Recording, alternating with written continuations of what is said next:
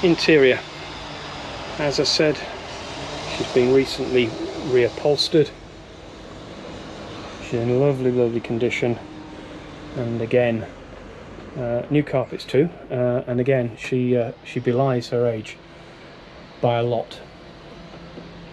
She's in superb condition throughout.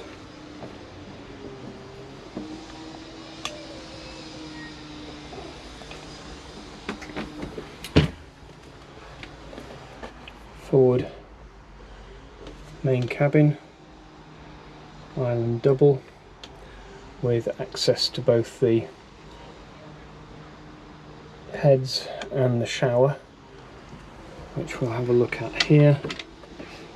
So shower is through there and accessed from the other double cabin here, double or two singles if you wanted to make it up so, and then full heads off.